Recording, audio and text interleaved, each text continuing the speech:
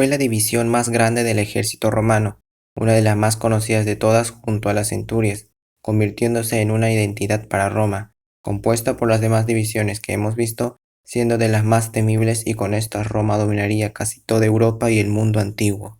Por eso hoy hablaremos sobre las legiones romanas.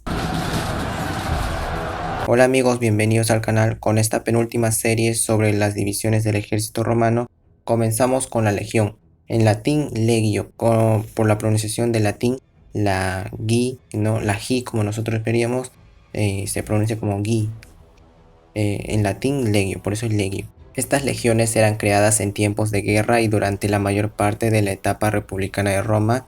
Las legiones eran de carácter temporal. Estas se disolvían cuando el conflicto o campaña habían terminado, pero después de las importantes reformas de Cayo Mario en el 107 a.C., pasaron a ser poco a poco de carácter permanente. Esta permanencia fue total cuando llegó la etapa imperial de Roma, ahí donde les muestro más o menos.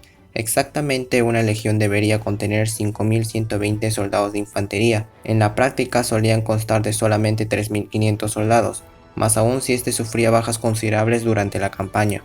Comencemos con la evolución de las legiones. En este caso no comenzaremos desde la monarquía, como si lo hicimos con las otras divisiones, por ejemplo la centuria. ¿El por qué? Es porque el concepto de legión se introduce con las reformas de Camilo en el año 390 a.C., Marco Furio Camilo, el segundo fundador de Roma, también conocido así, durante la etapa de la República Romana temprana. A estas legiones se le conoce No me digas.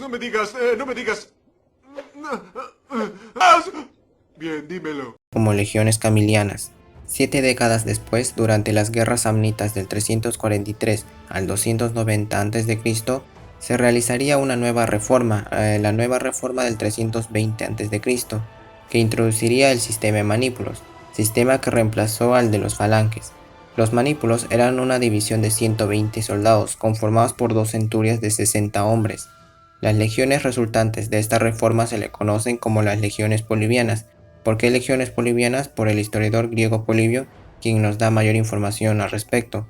Aquí les muestro cómo era una legión polibiana o legión manipular, como también se le conocía. Pueden ver también la formación de triples aquis que vimos en las centurias. Esta legión polibiana estaba conformada por 30 manípulos, 10 manípulos de astati que iban en primera línea, segunda línea 10 manípulos de príncipes y final 10 manípulos de triarios, más los turmé de caballería, los equites, y los escaramuzadores, los vélites. Tras las reformas de Cayo Mario en el 107 a.C., aún seguimos en la etapa de la República Romana, pero en la República tardía, falta menos de un siglo para llegar al imperio. Con las reformas de Mario se introduce las cohortes, el sistema de cohortes, sistema que reemplazó al sistema de manípulos. Así que los manípulos, adiós. Una cohorte normal tenía 480 soldados, pero en la práctica, debido a las bajas, era normal verlos de 300 a 350 hombres. Una cohorte normal estaba conformada por 6 centurias. Cada centuria estaba compuesta por 80 soldados. Con esto la legión cambiaría radicalmente. Una legión ahora estaría conformada por 10 cohortes. Cada cohorte tenía 480 soldados de infantería. Por 10 nos da 4.800 legionarios. Aparte estaban unidades auxiliares, la caballería y escaramuzadores. Las legiones en el Imperio Romano. Con el tiempo los romanos crearían cohortes especiales. También lo pueden ver en mi video sobre las cohortes. Durante la época imperial con Nerón se crea la primera cohorte, que sería esta de acá. Modificaría la legión, pero solo la primera cohorte. Esta cohorte especial tenía 5 centurias, uno menos de lo normal, pero cada centuria con 150 o 160 soldados. 160 por 5 nos da 800 soldados, lo que le ayudaba a llegar a ese número tan grande. Con esto el número de la legión cambiaba. 800 soldados de la primera cohorte más las 9 cohortes normales de 480 soldados. En total, una legión debería contener exactamente 5.120 legionarios. También se introducen las cohortes pretorianas, que formaban su propia legión, separada de las legiones comunes. Por ejemplo, si no recuerdo, lo vi en Marco Aurelio, en el tiempo de Marco Aurelio, porque él necesitaba formar un ejército al toque contra los marcómanos, creo.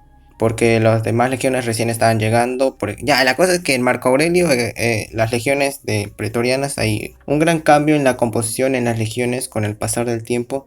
Para resguardar las fronteras o para la expansión se necesitaba más legionarios. Por eso ya en los tiempos del emperador Trajano, 4 de cada 5 legionarios venían de las provincias. Identificación y nombres. Las legiones antes de las reformas de Mario, su signum, o sea, la enseña que representaba la legión, podía ser una loba, un jabalí, buey o caballo, pero después de las reformas el signum para todas las legiones sería el áquila, o sea, el águila romana. Sus garras sujetaban a los rayos de Júpiter. Les dejaré un PDF breve, obviamente sin publicidad, en los comentarios para que lean un resumen eh, excelente para que puedan entender este tema de identificación y nombres sobre las legiones, porque no poder explicarlo, mejor es que lo lean. La castra, ahora esto, van a quedar solamente la castra y el mando de la legión para acabar con las legiones. La castra significa que te van a castrar, no. ¿Qué? ¿Qué? Significa, no, bueno, sería los castra. Eran campamentos militares de una o varias legiones, construidas en plazas cuadrangulares por una fosa como defensa. Si eran campamentos permanentes se le conocía como statibus. Tenían muralla como por ejemplo en los castrum pretoriano. Acá como les muestro un castra statibus en Britania. Dentro de los castra estaban organizados simétricamente, también tenía 4 accesos principales en cada lado del campamento. Otro lugar importante era el pretorio, recinto del comandante y el altar de sacrificios a los dioses. Y por último, el mando de la legión. Por favor no se aburran, con esto acabamos. En la República el mando de la legión era por un magistrado superior, como el cónsul. Con el tiempo esto se hizo cada vez menos común. El cónsul era el comandante y jefe de todo el ejército. Si no era el cónsul, era un gobernador, o en muchos casos un general experimentado de la clase patricia, por consejo o mando de un cónsul. Con las reformas de Mario, el mando de la legión se formaliza bajo el legado, en latín legatus. Los tribunos eran los oficiales del legado. En el esquema de jerarquía están entre el legado y los centuriones. Durante el imperio, con la reestructuración del ejército, el rango del legado es ampliado. Por ejemplo, el legatus Augusti propretore, sí, o legado imperial, también conocido así, simplemente comandaba 2 o más legiones, y el legatus legionis comandaba una legión en específico. Bueno chicos, eso fue todo sobre las legiones romanas. Crearé una lista de reproducción de todas las divisiones del ejército para que esté en orden. Solo faltaría los contubernios y acabaríamos con esta serie de videos. Gracias por ver el video. Si te gusta, suscríbete y dale like. Cualquier corrección o dato a añadir, escríbelo en los comentarios, todo será bienvenido. Gracias por ver el video, hasta la próxima, chao.